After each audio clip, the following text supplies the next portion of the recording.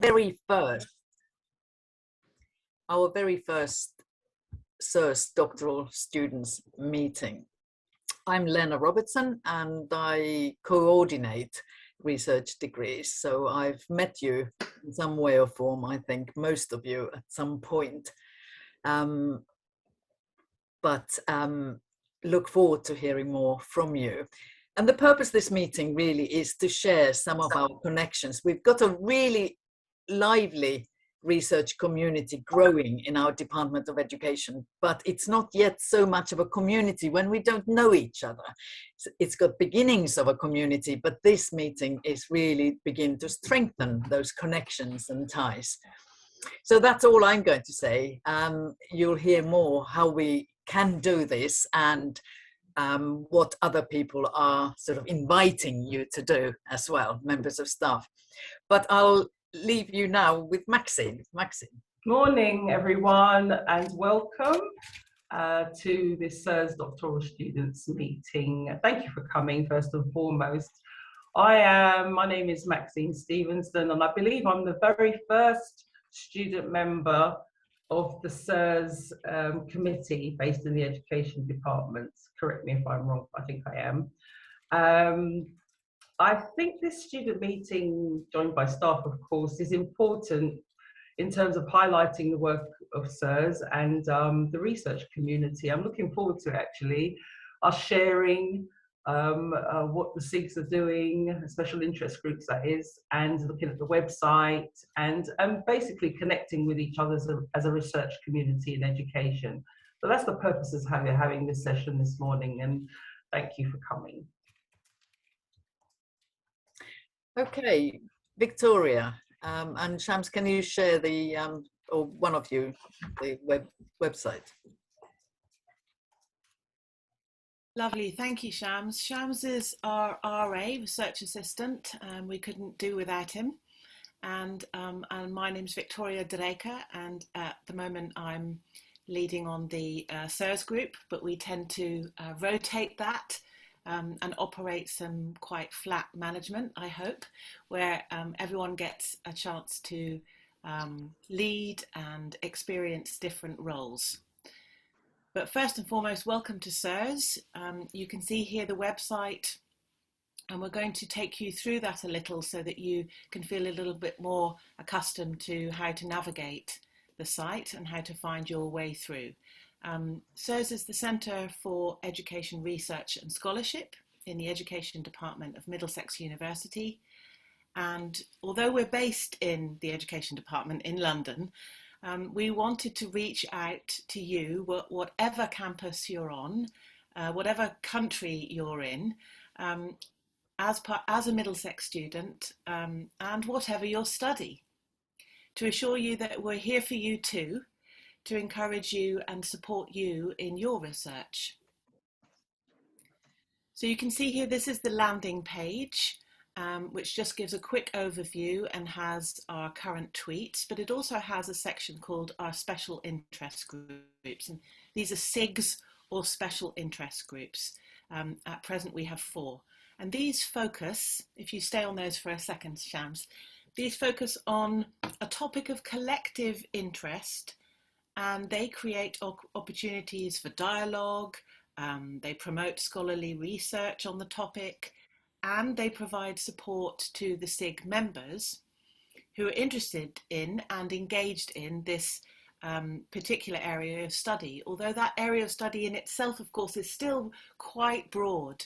So I'm sure all of you will fit in some way or another to at least one of these SIGs, if not more than one. And the SIG leaders are going to tell you more. So I think we're going to, actually before we do that, perhaps Shams, we could have a look at the links for students where they can actually see resources that can help them. Yeah, there we go. So you can have a look here, for example, at routes of study, if you have a look at that one. And what you can see here is there are different routes of study. Some of you may be on these different routes, and we have maps, if you like, to show you how those routes work, what sort of points of checking there are, where you might expect to have an examination or a review, and so on. 3 different ones here: PhD, DProf, and PhD by Public Works. And if we go up again, Shams, you can see in the doctoral study there's our students, so you can click on there and see what students are currently studying at the university, meet them if you like online, and see what their studies are, engage with those, see which past students we have and what sort of studies they have been following. All of these people would definitely reply to you if you saw, oh, this research area is very like mine, I'd love to hear what experiences they had. I'm sure they would be really happy to get in touch. So there's a long list there of students, past and present. And back up again, research training, yeah. I'm sure you all get contacted by the university for information about research training, but we've got that in parallel here on the website so that you can see all sorts of resources. There's a lovely video here by Sid Mohandas, which was about surviving through the pandemic period and what sort of strategies he used and what worked for him. So there are all kinds of support that we're trying to put on to this website for you and for your study. So I really recommend that you have a proper sort of experiment and explore the whole website so that you can see all of the different areas that can potentially support you.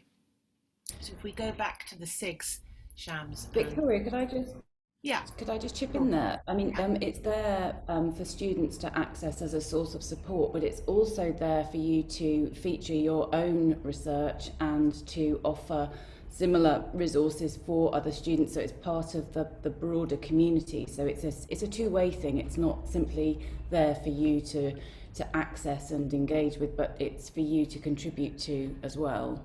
Yes, very good point. Thank you, Jane. Absolutely. So we're building it all of the time, and the way we build it is with each other. Okay, should we go on to the SIGs? I think we're going to begin with Jane and Childhood and Society. Okay, thanks for that. So just to briefly introduce myself, I'm Professor of Early Childhood with a specialism in gender, and I've been at Middlesex since 2015. And during that time, I've been trying to invest lots of energy and enthusiasm into building the Childhood and Society Special Interest Group. And it exists, it predates me, and so it really does indicate how there's a long history of childhood research at Middlesex across the education department. And what I've been trying to do is try to pull out the threads, the commonalities, the connections, because we do have a very wide-ranging portfolio of research that we undertake, from government-funded projects, evaluations and so on, to more abstract, theoretical and philosophical and arts-based and digital. Children's digital play is another key feature. So it's a very broad church and it's very inclusive, and what we're trying to do is within the special interest group is to have a space and a place and a community where we can share and learn from each other the research that we undertake, and also thinking very carefully about bridging the gap between research and scholarship, so bringing our research into our teaching and our teaching into our research. So those have been some of the strands that have been pursued under this particular special interest group. Now, the way to navigate this, there's obviously a beautiful picture there of Mona Sarkar's daughter, which we often our own children or children known to us find their way into our work because they are just incredibly motivating and they're part of what we do. But so yeah, this introduction page just gives you a brief overview of what the special interest group is and my contact details there. Although I don't think I look quite that young anymore, but never mind, maybe need to update the photo. And then if you just go up, Shams, so here on the right hand side we've got the tabs. No, hold on, don't go there. Childhood and Society, right on the right. Yep, here. So we've got, this is the overview. Then we have a news page, which is, as you would imagine, the latest news under this particular special interest group. So I've just put together the programme of seminars which will be running in 2022 under this special interest group, and the dates and titles for people's diaries are there. And then, yeah, kind of links to forthcoming events and the newsletters there. So as you can see, there's kind of lots. Thanks. Hold on, Shams, you're going too fast. And then we have upcoming events. So as a key part of the Childhood and Society SIG are the events that we hold, and they are intended to be super inclusive. It's not the professors telling you the research that they've done.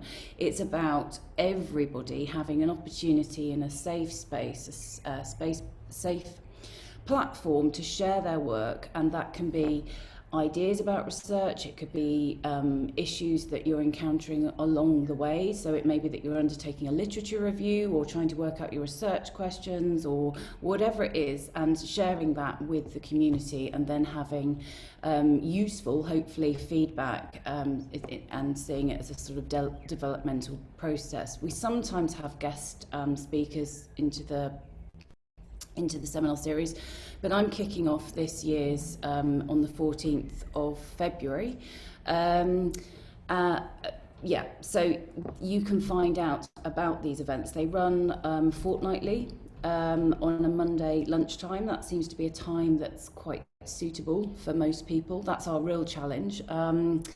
But they're also recorded, so you can delve in and have a look at them at a later point if you're unable to attend. But I would encourage you to volunteer, or when you're volunteered by your supervisor, to take up that invitation. That it's a non-scary place, and if you would feel more comfortable co-presenting with your supervisor, then that's absolutely fine too, or in a small group, whatever. We're quite open to various ways in doing it. And then, so as I say, if you've missed these events and you want to catch up on them, then the past events are there. And this has been one of the blessings of the pandemic, perhaps the only one, is that all of this is recorded and then available after the event. So you can dip in and watch it at your own pace in your own time.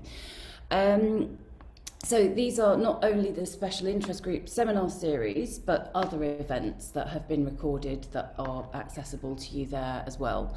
And then we have current research projects. Sham, if you could just click on that. So these are funded, and they're also internally funded, externally funded.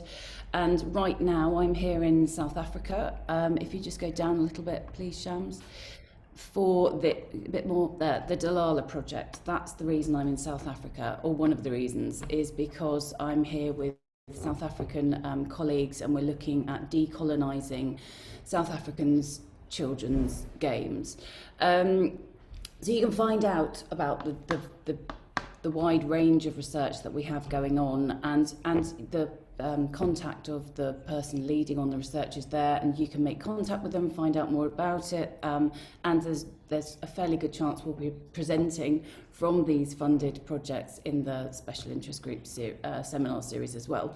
So it all kind of ultimately ties up together, but it's not exclusive, it's not a closed shop, it's not just the preserve of those who are kind of actively researching for the vast majority of their time. It's here for everyone. So please do get in touch if you want to present or you want to know more about the SIG. Then I'm absolutely here, and as I'm sure people here will vouch, very friendly and open, and I'd love to hear from you, and I'd love to have you volunteer to present your work, because I'm very passionate. I'm a geek, I love research, and I want to hear about your research. So I think that's probably enough, but you now know who I am if you didn't know before, and please just drop me an email and just have a rummage around, have a scrummage around in there and see if there's anything that takes your fancy and that you want to pick up and follow on with me. Please do.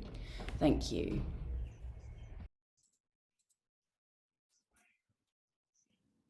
Thanks, Jane. We're going to move over now to Paula and work and learning. Over to you, Paula. Hi, everybody. I'm here for Professor Carol Costley to say a little bit of something about this SIG. And as you can see, it does include the study of mainly education, but it also has some relationship to organizational studies. But it has to do with people who look at people who learn in the workplace. And it's, again, a broad church, as Jane said, a lot of things going on, and a long history, which I'll show you a little bit about. It's been going on at Middlesex for quite some time. And one of the things that we're doing right now is putting a lot of that history back into play and trying to get those resources out to you and do some new things as well. So if I could just take you through, I've got a little something at the end here.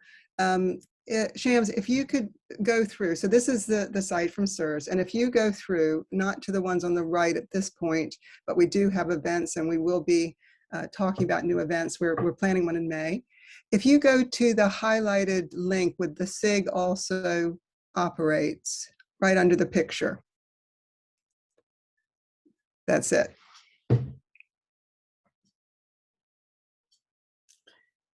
So as mentioned, this Research Center SIG has been operating for quite some time. It's changed over the years, and it started with, I would say, work-based learning, which is now coming back to the fore with apprenticeships in all their various forms. But this is an older site, but as you can see, it has a lot of links, and Shams will just take you through. There's links in the front there, and as you go through, you'll see, no, down, carry on, there you go. Just scroll and tells you a little bit about the history. And what we're doing and what we've been asked to do is make all of these sites work together. And you'll see if you keep on going down the doctoral sites, which I'll mention again, and the staff involved. So staff involved in this Work and Learning Research Center SIG are all over the university. And as Professor Daryl Ravenbauer, actually he's the leader for apprenticeships at the university. So we come from all over, and we come in the different departments all across the university. We have Professor David Bowd and Professor Carol Costley. So if you go back up, Shams. So as I said, we're getting together things. Networks, brilliant. Go to networks. And this again gives you some links to all the different places that you can go and get information. As I said, this has been a very active SIG over the years. A lot of people have been involved. But if you also just go through to that first link, Shams, so the Work and Learning Network. So this is our most recent site, and the one that we've been really active on, especially during the pandemic. For example, the various links there on that row. This picture actually came from a conference that we had in Leuven as a part of the network. So there's a lot of information there, but for example, and I'll take you to one in a minute, we held an event that had to do with inclusivity in June last year. And if you go to the next one, the event, Shams, there you go, and just go to abstracts, EDI colloquium, down a little bit.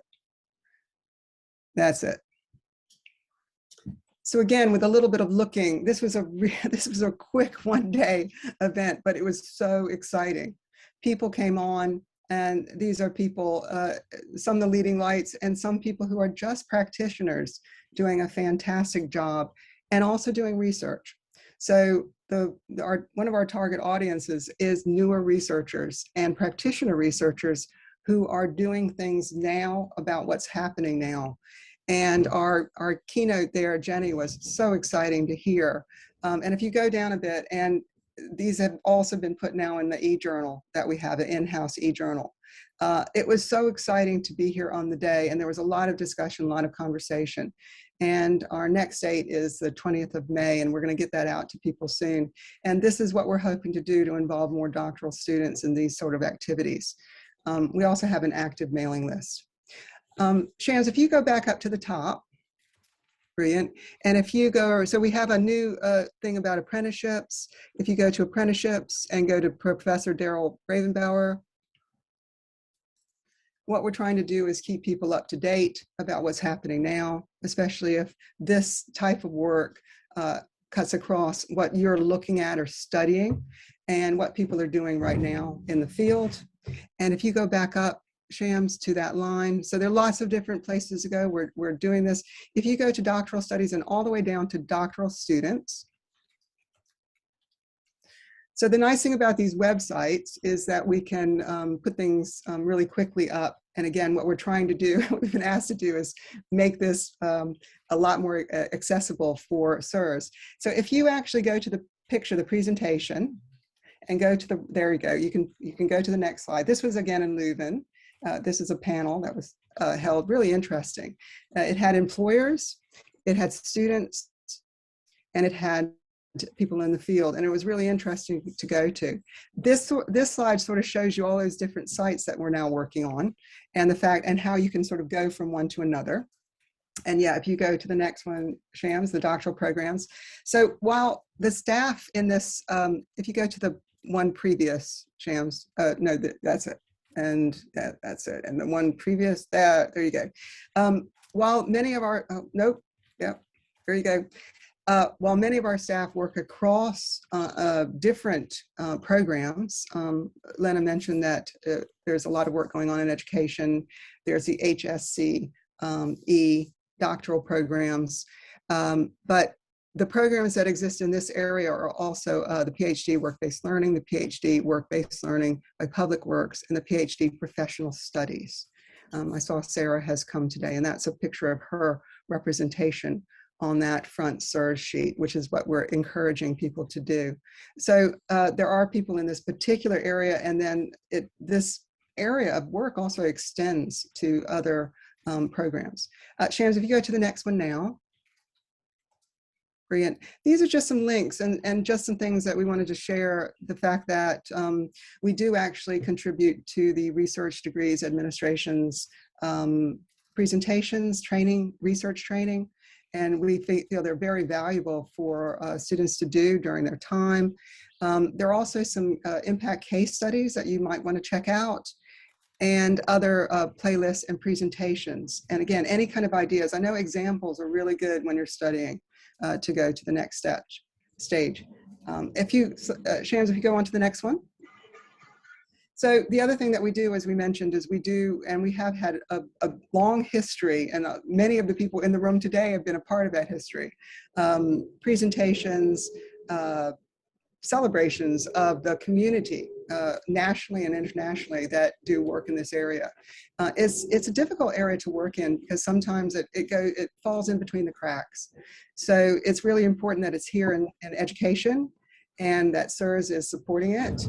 And it hopefully we will go from strength to strength, and look forward to also hearing from you. Please go to the site. Please get back to me about any kind of suggestions or anything you'd like to see, because it's very easy to put up. And we look forward to hearing from you, and also having more doctoral students participate in our activities. Lovely. Thank you, Paula. And now to Lee.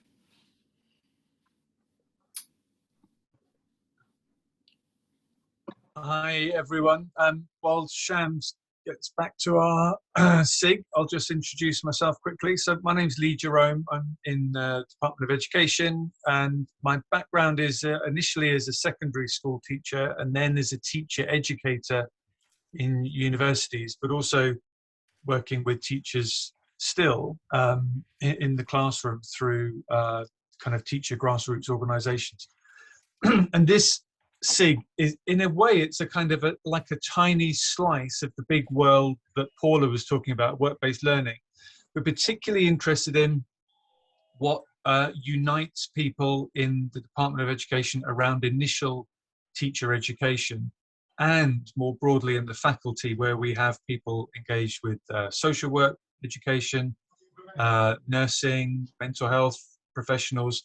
So we've got lots of programs that are set up as the kind of initial route into a professional status. where lots of the organizational and pedagogic strategies are actually similar. You know, broadly, there's stuff going on at the university, but loads of the courses are actually delivered through partnerships with people who are doing the job in organizations in and around London and wider afield. And lots of the professional learning happens while you're on placement. And that also means the people who act as your professional educators aren't just the university lecturers at Middlesex, but they're also the mentors and work-based educators who are out there in the field in the NHS, in local authority social work programs, in charities, and in schools and early years providers.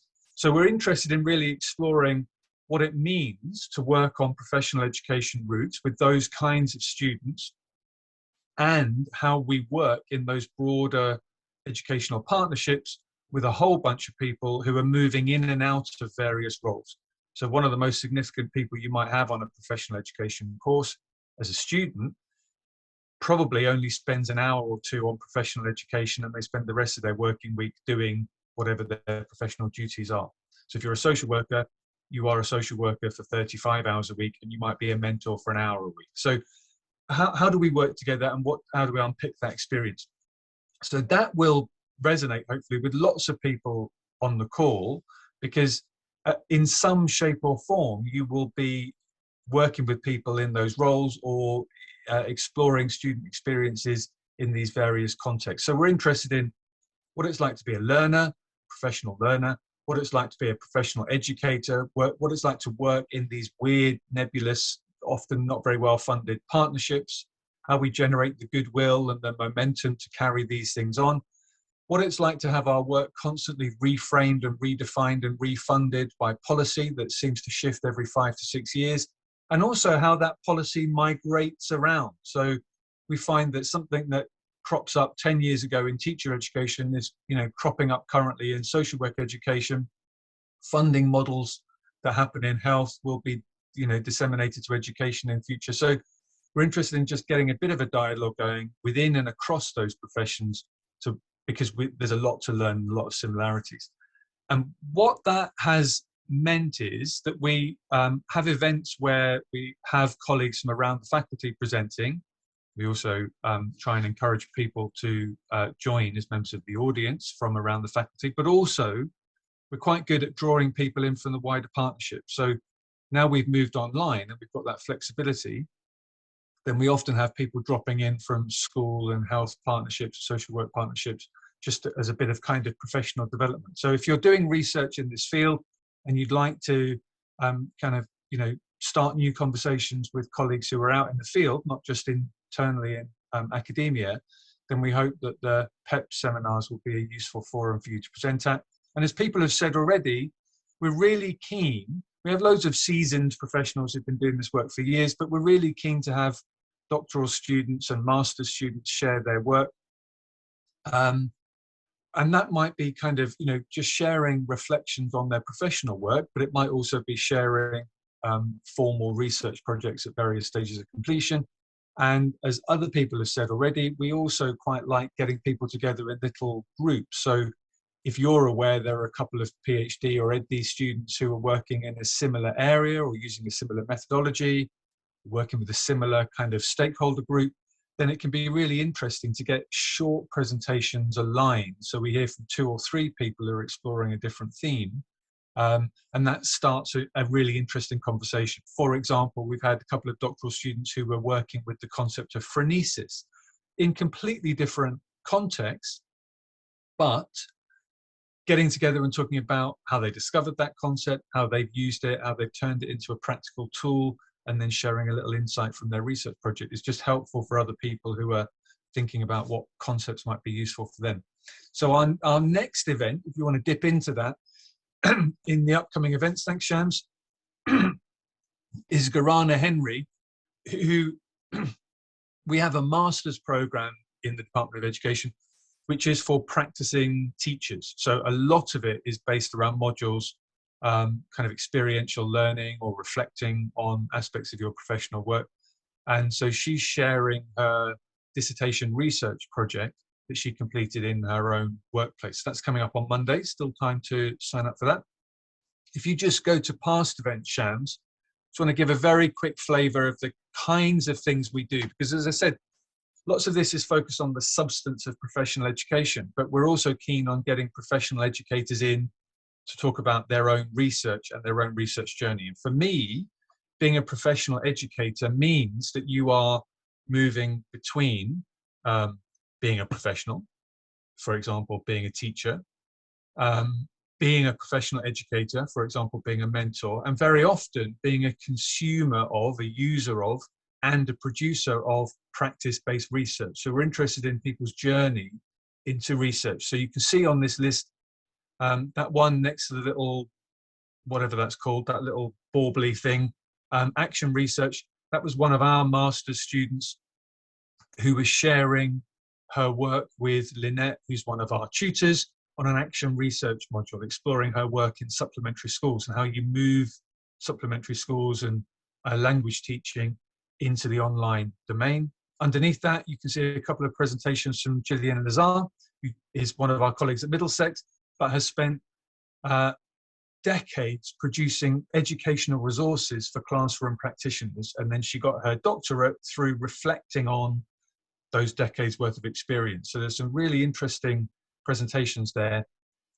Useful if you're doing a doctorate by published works, but actually really useful for anyone who's doing research in the professional sphere who will want to disseminate that research through helping other practitioners. So lots of our research will find its way into academic journals, but will also find its way back into classrooms through developing material for practitioners.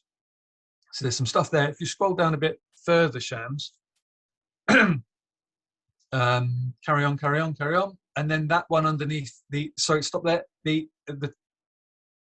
That's the one, ethics and online research. So this, I thought you might, if you just click into that, might be of interest to anyone who is doing any research online, which for lots of us now is kind of half our life and most of our professional life. So it's become more relevant. And so we're also using the PEP seminars just to explore these kind of broader issues around methodology and ethics that we all have to engage with. So this came out of a discussion in the ethics committee about how do we work with people online, and how do we work with data that already exists online. We had a couple of colleagues, one from outside the university, Joanne McKenzie, who's done work in Mumsnet, and so that's kind of joining a pre-existing group and talking about the ethics of kind of getting into that group and then reusing those people's conversations as data. And then underneath that, a completely contrasting presentation from a sociology colleague at Middlesex, who went online and culled the online existence of a young girl who was radicalized into ISIS, to start to work back and think about that process of self-radicalization. So he's made an amazing contribution to the literature, but actually we asked him just to come and talk about the ethics of talking about young people through the representations, that the kind of trail they'd left online that wasn't intended for him as a researcher, but was part of their own process of kind of self-discovery and ultimately of self-radicalization. So we tried to take that kind of the general discussion about, oh, isn't it interesting to do online research, and really kind of push at the edges of what ethical conundrums are confronted, we're confronted with as researcher practitioners in dealing with that. So that's a little flavour of kind of what we're up to. You don't need to be researching radicalization and ISIS and dealing with matters of life and death. You can be dealing with any aspect of professional practice. If you think you've got something you'd like to talk about, but it's not a whole presentation, then drop me a line, and generally it's easy to pair you up with someone else who wants to talk about the same thing, share the pressure, share the prep, and we'll build it into a facilitated conversation where you can make a contribution. Thanks. Lovely, thank you, Lee. So just really briefly, 2HE, if you wouldn't mind, Shams, and the final SIG, which is higher education, is in the process of a little bit of transformation, which is exciting, because we are hoping to move the HE or to host it from education for the entire university. So of course that includes any campus and any country that Middlesex has a campus. And obviously that's bringing together scholars of higher education, which in many ways is all of us. But it's exciting because we're sort of taking the lead in enabling the university to become a learning organisation as part of its new strategy. And that's something you can have a look at on the university's website. Here, again, you can have an explore. There's an editorial. If you just click briefly on that, Shams, you can see there that actually a few of us explain what this new concept is, a fully inclusive special interest group, which is to widen commentary, discussion and input across Middlesex, but also across the sector.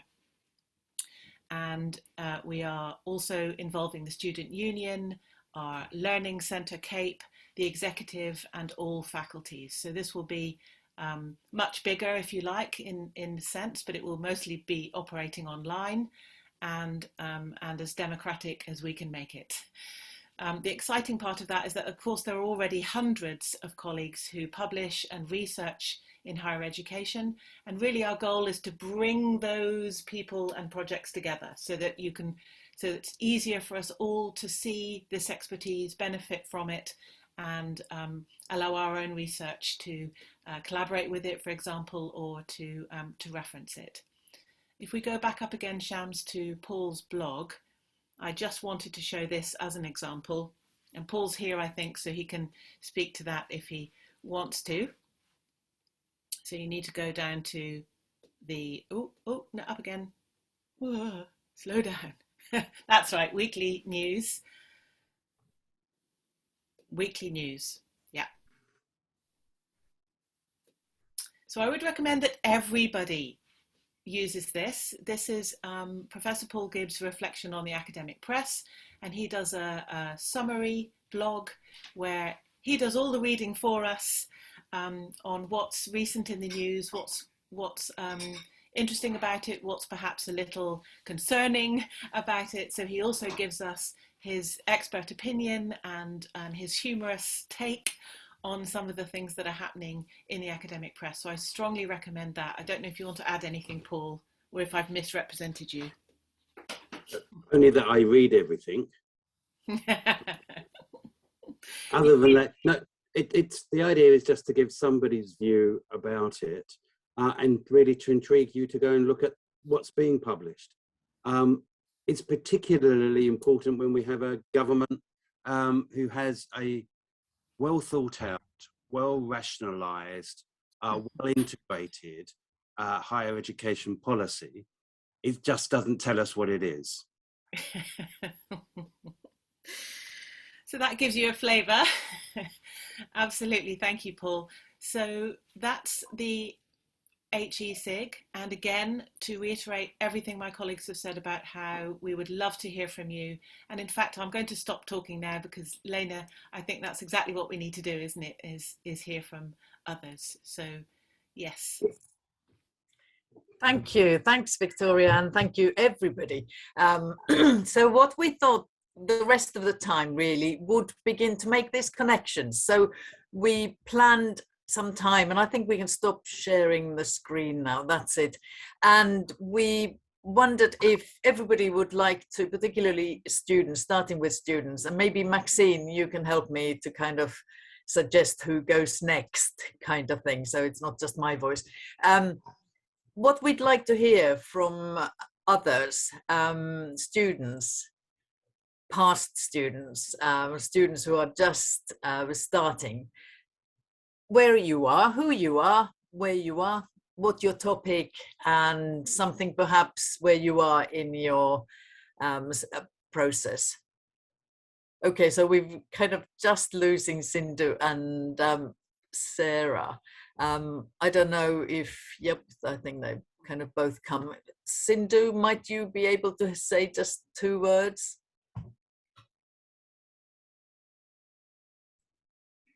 Hi, everyone. Hi, Sindhu. Hi, Maxine, you remember me? Yes, I do. Hi, it's good to hear your voice. I hope you're well. You can see me. Yes. Okay, I'm a faculty in Middlesex, Dubai. I teach foundation mathematics and also foundations of business mathematics. And I have joined for the doctoral program, and this is my 4th year. I am almost done with the submission for my transfer panel. I'm revising a few more things for Professor Paul. He's my supervisor. And the area of my interest is at the moment to understand graduate employability, and it is on the multi-stakeholder investigation in the context of UAE. So that's a little bit about me. I have 3 kids, all grown up, and so now I'm back to studies, enjoying it. That's all about me. I have a class in 5 minutes, so I thought I will leave. Thank you. Thank you, Cindy. Thank you very much. Sarah Bipond, you're teaching soon as well, aren't you? Do you want to say just a couple words? Will you have time?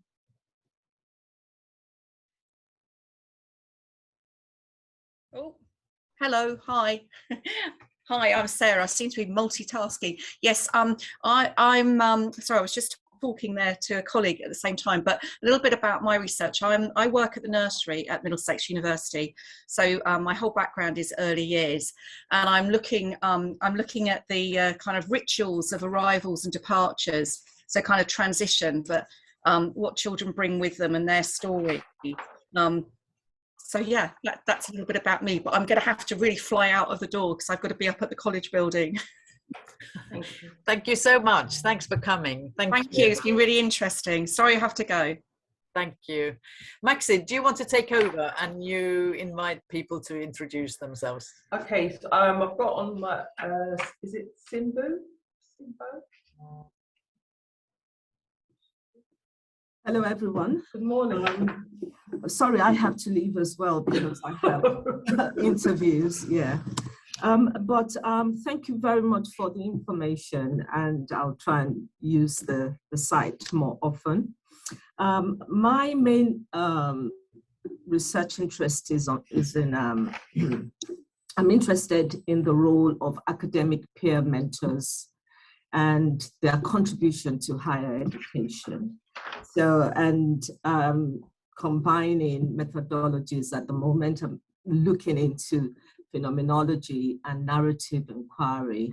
And I don't know how that is going to pan out, but I've got a lot of support, and I'm very, very thankful for that from Lee and Paul. So I'm still very much in the early stages, but I'm looking forward to learning more. And I'm glad to meet all the educational luminaries here present. So thank you very much. Sorry, I have to leave now, Okay. but yeah.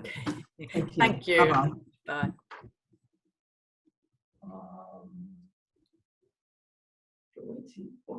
Oh, Ashley. Hello, everyone. Morning. First of all, morning. I'm so sorry if it's noisy here because the weather is not too good, and it's cyclone outside in Mauritius, and it might be a bit noisy. So yeah, I'm Ashley, based at Middlesex University, Mauritius, and I teach mathematics. And I'm a senior lecturer and area head for the School of Business. And I teach on undergrad and postgrad programs in Mauritius, on the Mauritius campus. I'm hoping to submit this year my thesis, and my area of research is to explore strategies to support non-specialist mathematics students or learners in the higher education in Mauritius. And I'm supported in this research by Lena and by Gordon Weller. And yeah, that's it from me. Thank you. Thank you.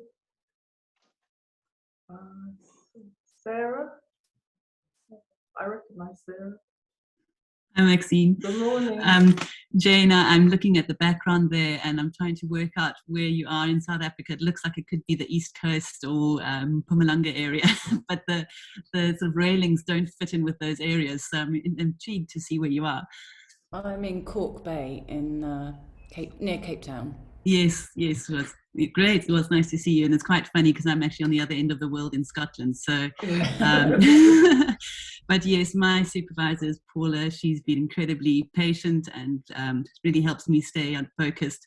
I have come back to this after years and years of not being in education. So it is quite a learning curve and journey, and I'm determined.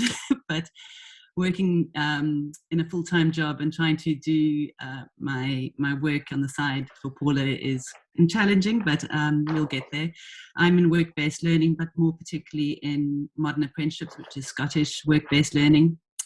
So it's just keeping focused on what I'm wanting to write about, which is the tripartite relationship between the employer, the training provider, and the learner. And Paula will correct me, I'm supposed to say the training provider, the learner, and the employer.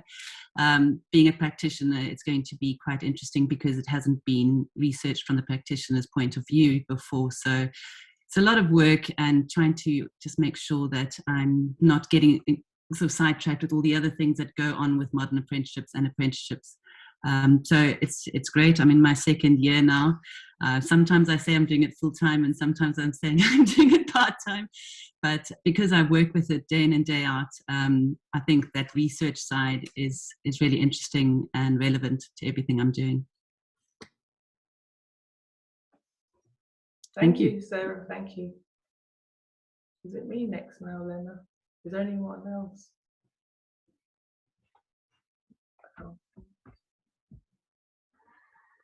Shall I go next?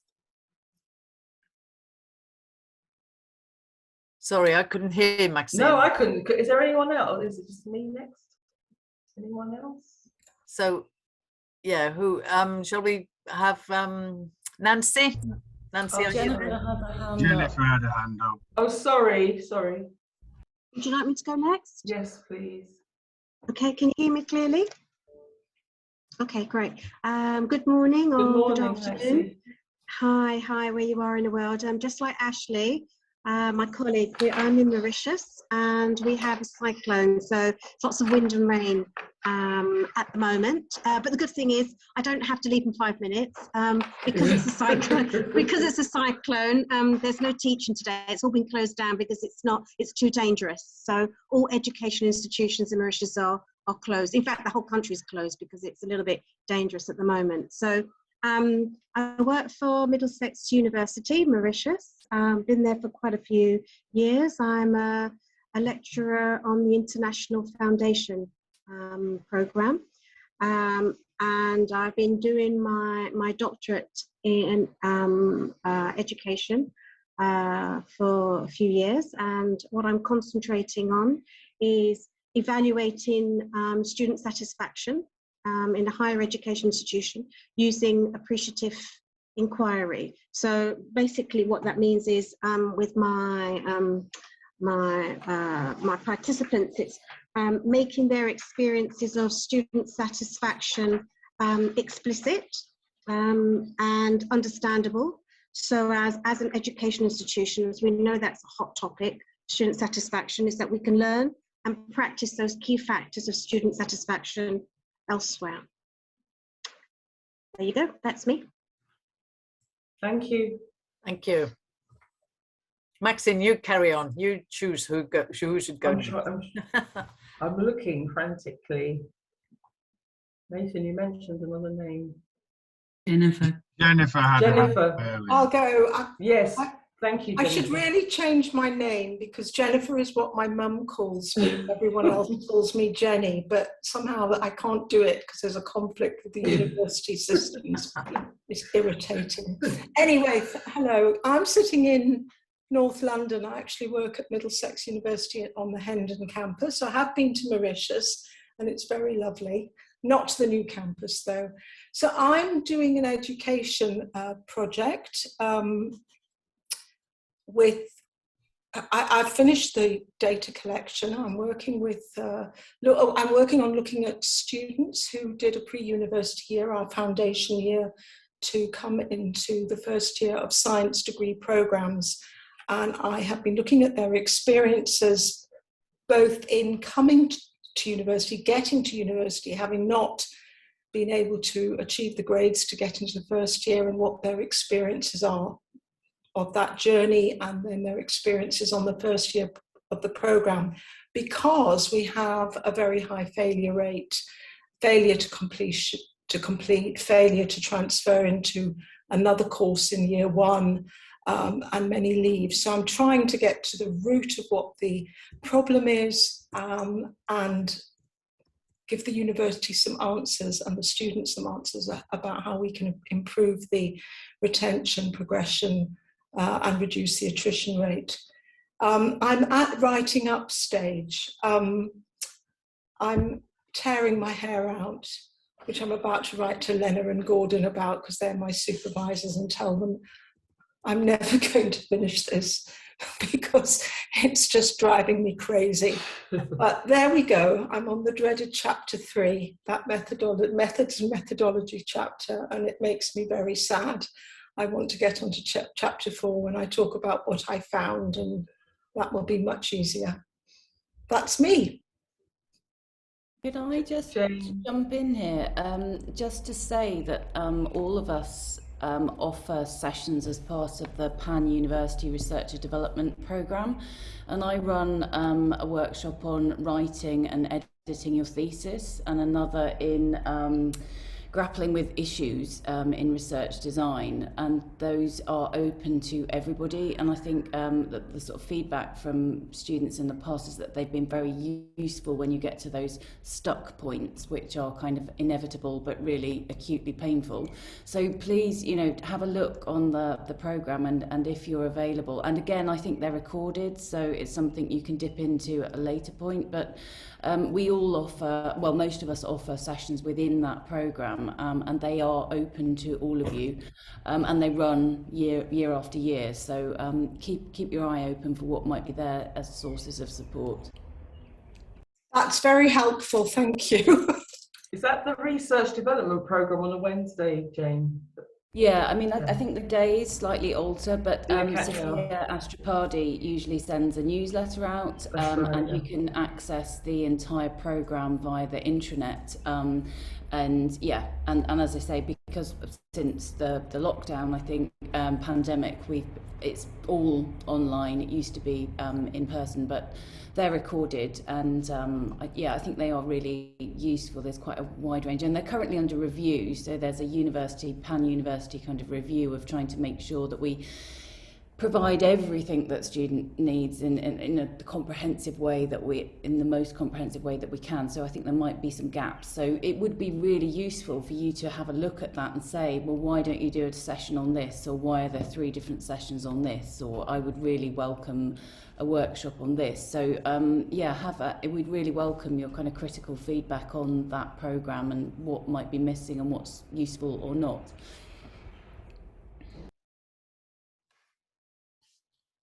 Thank you.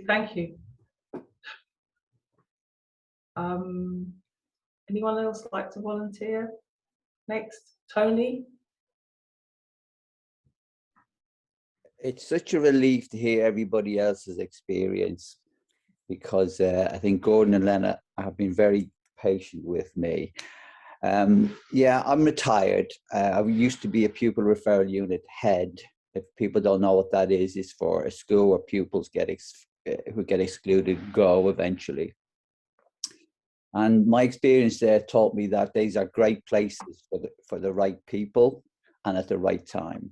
And I want to explore parent perceptions of the pupil referral unit, because they're portrayed as places that you do not want to send your child to at all. These are schools that are linked to the school to prison pipeline, all of the negative connotations around that. And actually, if their pupils are there for the right reasons, these are great places and can trigger a complete change in people's lives. And I have one of the issues for me, and it's such a relief to hear so much. I mean, Jane, your session I certainly will take up, because it's been such a shifting landscape this in the last few years, and it's trying to move. And there's a new piece of data, sorry, my English has gone out the window at the moment. But I'm exploring parent perceptions to try to see if there's a way to reimagine alternative provision so that it's drawn into the mainstream and not being seen to be something on the periphery. So that's where I am. Sorry. And I do lecture from time to time at Middlesex University to draw on my experience as a teacher. I've got plenty of opinions on teaching at the moment. Sometimes they get in the way of objectivity, but there you go. Also, I'm interested in, people may have heard of something. I'm now a non-violent resistance practitioner. I work with families whose children are violent towards parents, and I'm trying to introduce this into schools because I think it's a brilliant way to avoid behaviorism, which is in every school we've got. If you have rewards and sanctions, you've got behaviorism. I don't care. I can argue that with anybody, but it's like getting sidetracked. Every time I have a session with Gordon and Lena, I come away, yes, energized, and then the real world kicks in. And this is when I found myself, oh God, trying to carve this monster into something that looks really like a proper piece of work that is coherent and legible, etc. So this is one of the reasons why I'm really pleased to come on this, because again, this helps to continue that sense of energizing, because otherwise, as I say, the real world kicks in. What else I've got to say? Sidetracked. Yeah, I think that's it. Yeah, that's me. And this, can I just say that no way are you, Tony or Jennifer, going to stop there either. You keep saying that you lose track, but you so haven't lost track.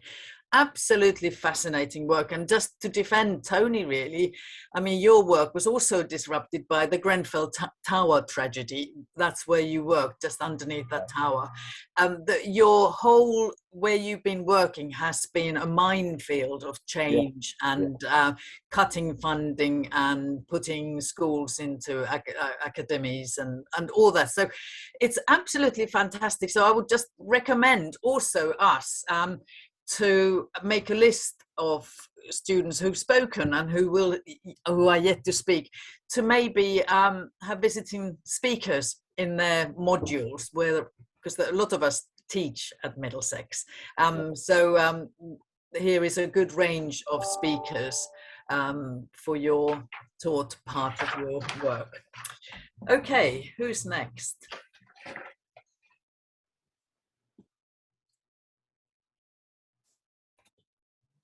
Okay. Mr. Rich.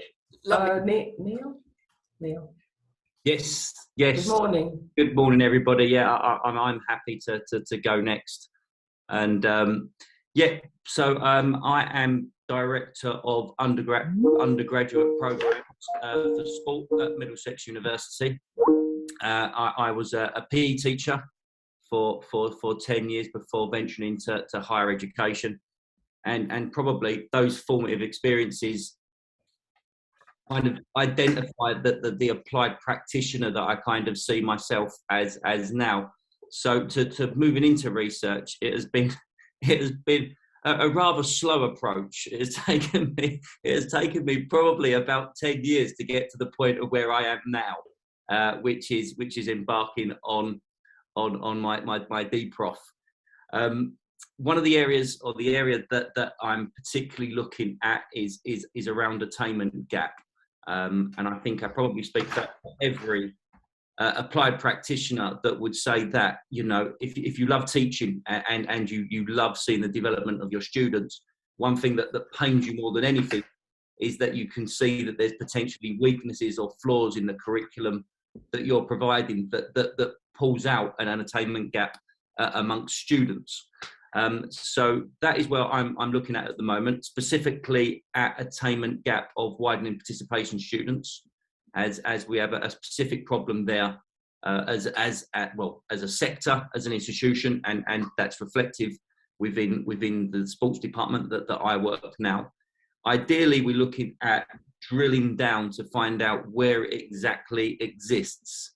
And the reason being that is that the data coming out now is that particularly the attainment gap of widening participation students at key stage 1 to post 16 is significantly narrowing.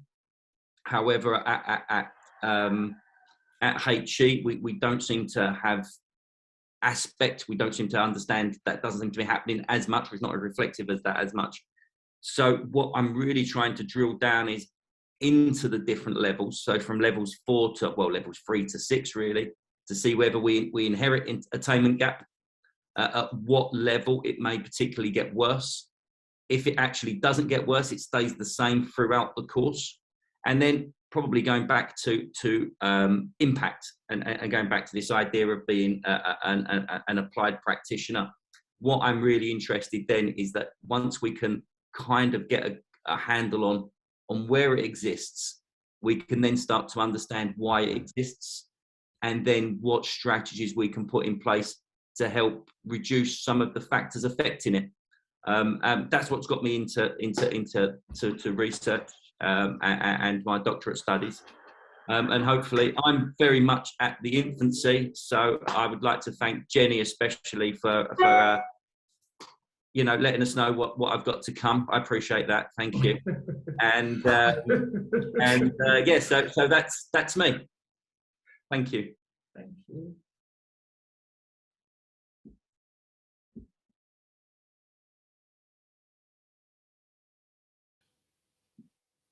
Anyone else?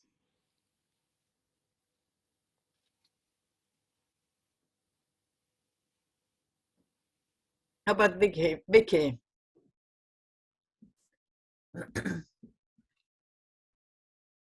My next. Hello. Hi. Yeah, my name's Vicky Burkhart. I'm the program leader for early childhood studies at the university. And yeah, I'm supposed to be in the final sort of year of my doctorate. It feels like a very steep learning curve to the finish line now, I have to say. Lena, as my primary supervisor, has been really, really patient. I guess the most surprising thing to me on the journey has been how often I seem to be returning to the basics, to re-examine my aims and the context and everything from my research. That's probably taken me a little bit by surprise. But yeah, I carry on with it. I'm enjoying it. I enjoy the journey. My topic has come out of the fact that I've been a teacher for about 30 years. And my interest really, I suppose my main interest is in how students think. How do they actually think? I think often as tutors, we kind of overlook that a little bit. We understand the learning process, pedagogies, but how often do we kind of revisit that idea of how are they actually thinking? And I suppose because it's required of our students and HE students in general to think sort of critically and creatively. And maybe sometimes we see a little disconnect between what we're trying to nurture during seminar classes and what we're expecting them to produce in the end. And so that's it really. I'm trying to find out, how do our students think during seminar classes? And so I'm using a sort of phenomenological approach, I guess, mixed methods really, to try and get into the heads of our students and find out what is it they're thinking about when they're engaged in a seminar class. And that's and especially sort of relevant, I think, with our diverse cohorts. I think again we tend to see these seminar groups quite often as homogenous groups, and obviously thinking can be very different depending on where you're coming from. And that's it really. I've really enjoyed this morning. Thank you. Good. Thank you, Vicky. Shall we have Anthony next? Anthony, are you still there? Yes. Yes. Hello, everyone. My name's Anthony Selleck. I'm currently teaching at Shuma University in Japan. It's a small university just outside of Tokyo. I'm just starting my DProf by Public Works, so it's very reassuring to hear that Lena and Paula are very forbearing and patient. I started teaching in high schools in Japan, then I moved to the university where I'm now teaching in the Faculty of Teaching Education. And looking at my research, some of which is based in high schools, some of which is based in universities, I've been looking at students' responses to various materials, interventions, and more broadly, the attitudes they have to learning English, mostly, which is mostly what I teach, with reference to culture, as we have students from quite a lot of different countries at my university. And right now I'm staring at my work and wondering what goes in and what stays out. Thank you. Sorry, did I interrupt you? Sorry. No, I was just saying that's it. Okay, great. Thanks very, very much. And so I've kind of left Nikki Spalls last, because Nikki's our latest Dr. Spalls, who has completed this journey, but of course journeys continue. But you reached the big milestone. Nikki, would you like to introduce yourself? Hi everyone. Morning, I'm Vicky Spalls. I'm Director of Programs for Education Studies Early Childhood. I've just finished my PhD last year. It was a long process, and even when you get to the end, don't think it's the end. That's what I would say, because even when you hand it in, you then got to still go through the viva and the revisions and so on. So it's a long process, but I really empathise listening to people with their different stories. My research was, I did a PhD, it was about Somali women graduates in London, and looking at their experiences of education and looking at the factors that, the challenges and the factors that enabled them to become graduates, because they were regarded very much in education as an underachieving group in the UK, young Somali people, not women in particular, but I decided to focus on women specifically. And yeah, I mean, I was really listening to what Jenny was saying and others of you, because you're all at so many different stages and having been through them all. And it is, and like Vicky saying, it is a real journey of it's not a linear journey, there's lots of kind of going back over things and revisiting things. And it very much feels like, to me, when I reflect on it now, it feels like putting a massive jigsaw together.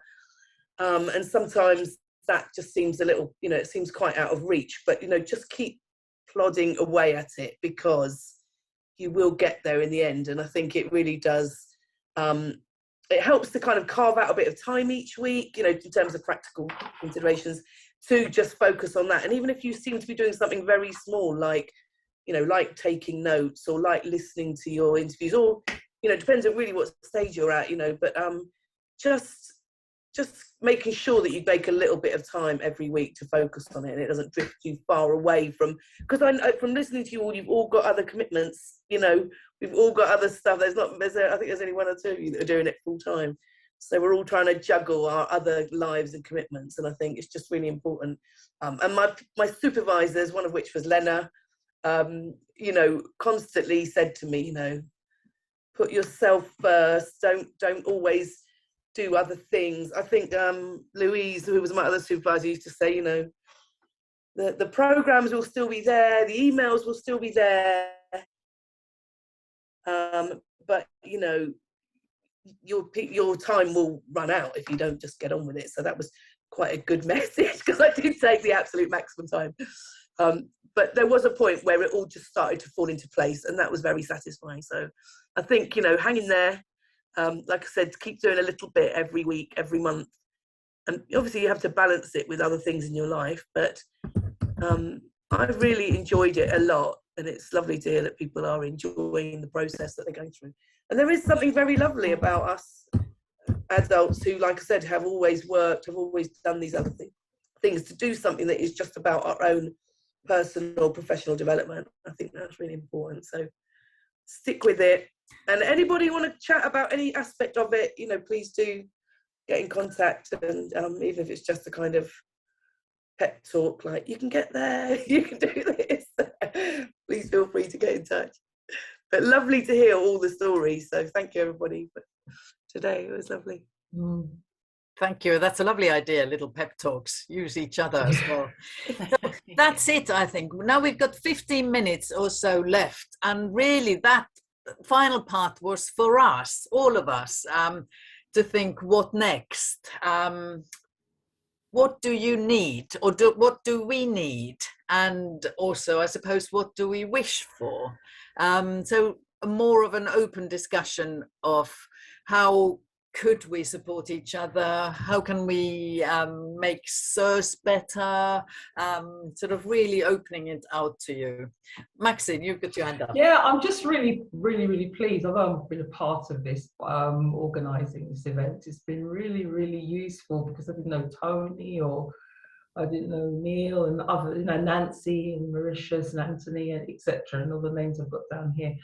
To find out that people are looking at attainment gaps, and people are have worked in proofs similar to my background. And I think what I would like from here is an opportunity to meet again with this group of people that have, and share our good practice. Because when Lee was speaking, he was talking about somebody who worked on with the methodology of case studies, and that's what I want to do. So it'd be really useful for us to get together, like they have coffee mornings for the other research group. Maybe we could do it for education. I don't know, another forum that we could Zoom in and talk about our work a bit more. It's been really helpful for me anyway. Yeah, go Victoria. I don't want to be a spokesperson. No, anymore. I know. Just to reiterate what Jane's put in the chat, I think one of the first steps there, Maxine, would be if everyone can provide Shams with a photo and a brief description of your research and email, then you can get in touch with one another. Then obviously that instantly becomes a possibility that if you're interested in case study, you can ping out to everyone saying anyone else doing this, and then we can have a chat about it, or we can obviously help facilitate that chat too. Yeah. Jane. I suppose it kind of connects to that point and the point I was raising previously about the researcher development programme. At one point, education had its own researcher development programme of sessions that we delivered to education doctoral students, and the take-up wasn't great. And what we found was we had a lot of business studies and a lot of social work studies students who were really engaged, but barely any education studies. And so there was a sort of slight frustration on our part. Yes, we were doing this for the greater good of the whole university, but it was intended for our education students. So I wonder if we're kind of missing something here around precisely what it is that you need. So for example, any one of us could deliver a session on case studies as methodology, or I know Lena does one on transcription, I can't remember. But so maybe rather than us guessing what we think would be useful for you, it could be a kind of dialogue where you advise us what you need, and then you can take a look at what's in the researcher development programme and say, they're useful, but you don't do this, or what about this? And we can then think quite creatively about how we create those sessions. So it doesn't need to be here's the expert telling you what you need to know and pointing you to the right literature, so much as more of a kind of conversation where, as you say, students have a chance to share experiences and ideas and worries, anxieties, whatever. So I think that's what I would really like, is, you know, some sort of two-way dialogue, rather than us sort of groping around in the dark thinking we're giving you what you need, but actually there probably are some missed opportunities that you're best placed to advise us really on what would be useful. Thank you. I think that's great to hear, Jane, because I think we all need things.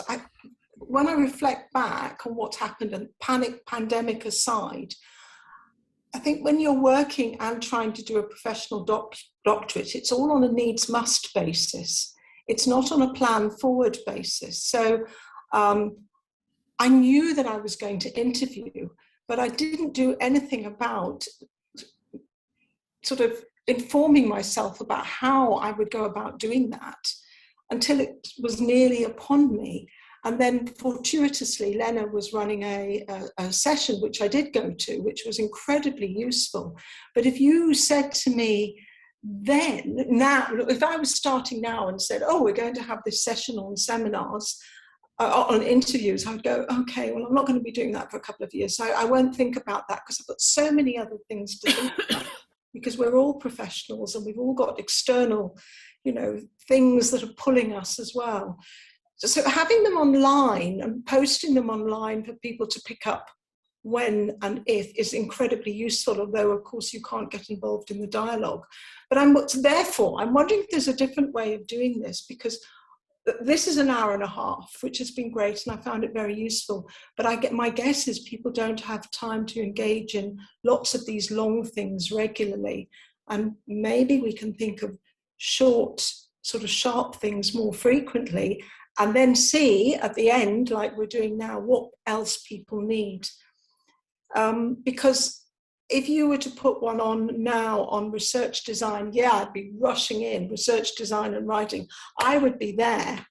But if you were putting one on now about how do you finish off your thesis, I'm not there, and I wouldn't come to it because I'm not ready to take that on board. And I just think that's the sort of nature of our work, and that's the world we live in now. It's rather like me delivering to my first year students a whole session on careers and where to go, and how do you think about career planning, and they're going, well, that's 2.5 years away, and then suddenly in the third year they wake up and go, right, I need something on career planning. That's just what it is. I don't know if anybody else agrees. Tony. No, I'm there with you, Jenny, on that one. And I think that what you suggested is really powerful. Short, sharp, focused conversations that can, again, re-energize as much as anything else and be pointed in the right direction.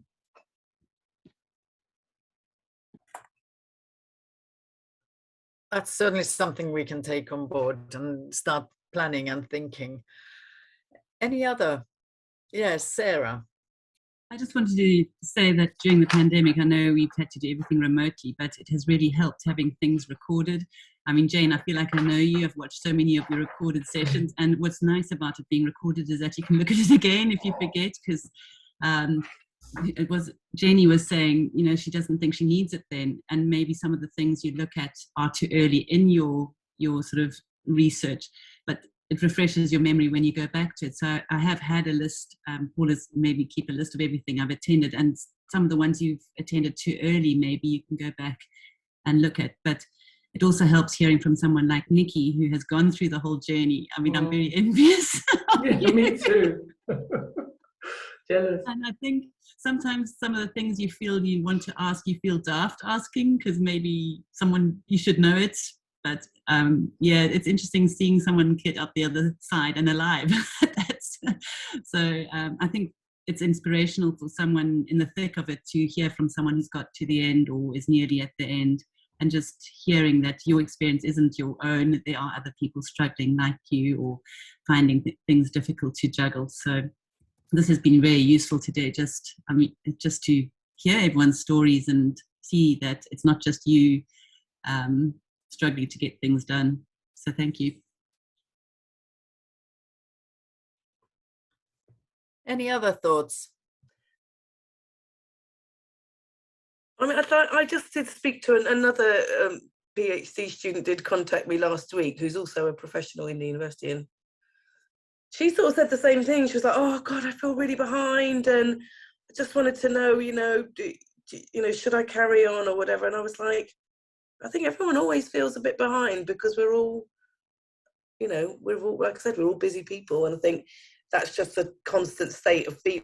But in a way, that is also, from a psychologist's point of view, that's kind of a motivator as well, because you've got to kind of do a bit more. If we didn't have that, we probably would never get to the end. So a little bit of stress, a little bit of pressure probably keeps us motivated somehow. But don't feel like you're the only. I think that's really nice what you were just saying, that that it's nice to hear other people, because I think we're all in that same boat, and we're all trying to juggle things. And so yeah, I don't think that's an unusual feeling, and everyone is struggling. But yeah, I want to reiterate that, and also I want to say, when it is done, and Nikki can vouch for this, it's a really, really good feeling. It's it's something you've accomplished with others, but also really on your own. There are moments of total on your ownness, and I really feel like if I, there's one thing I know really well, and that's my PhD, that's my doctorate. I know that if anyone asks me about that topic, I jolly well know it. I'm not faking it. I don't get imposter syndrome because I know it. And that's a lovely feeling. Jane? I would say, in addition to that lovely feeling, you will miss it. There'll be a big fat hole in your life. You can't imagine that right now, but there's a void. There's like, oh, I should be thinking about that. I should be doing it. I should be reading about it. It should be keeping me awake at night. Where is it? Where is it? Where is it? And that's a reality too. And that lasted months. So yeah, it is. You are living and breathing it, and that's exactly how it should feel until it's done.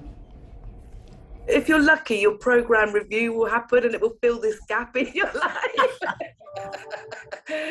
So I haven't had time to miss my PhD. And writing as we speak 2 documents for the periodic review process. So yeah, don't worry, there'll always be something to fill that gap.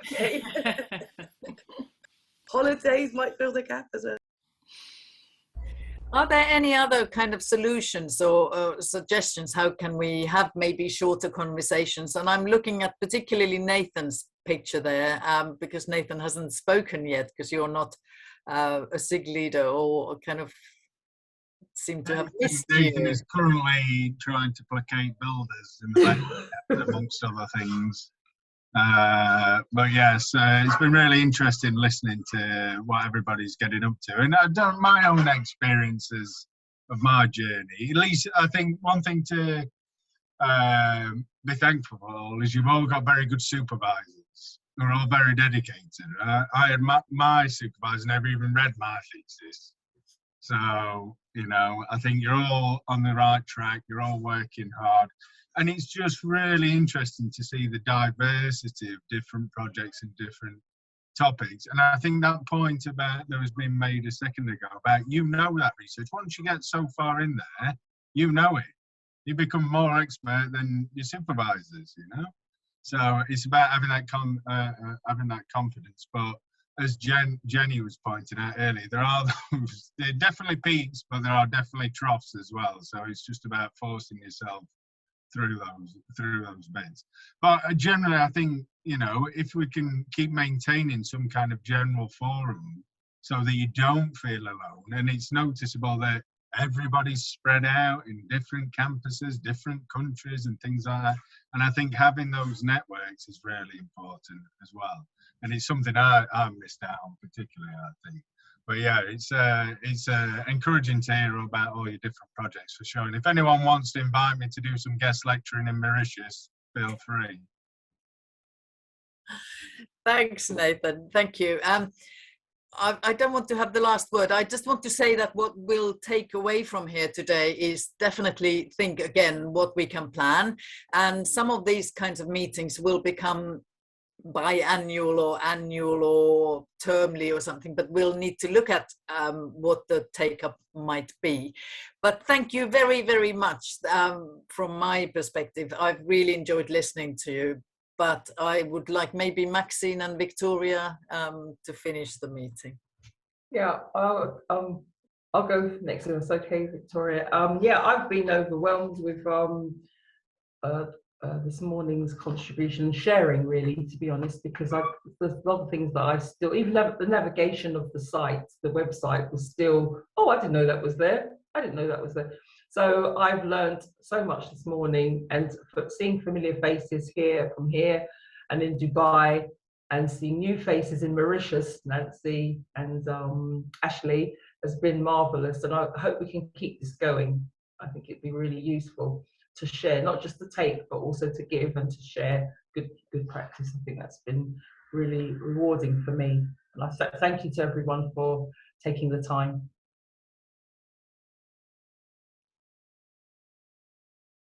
You're muted. Yeah, Victoria. thank you, Maxine and Lena, for organising this. I think it's really great idea, and we will definitely do more of it. We're going to learn from this. We've recorded it so that we can send this to all of those folk who couldn't make it, and in the hopes that will be useful for them. Do send your details to Shams so we can include you on the website. Do navigate the website. Let us know if there are any things you'd like us to improve, because we're in the process of actually updating it. That'll be super useful for us, and we will be in touch. Okay, bye all. Thank you.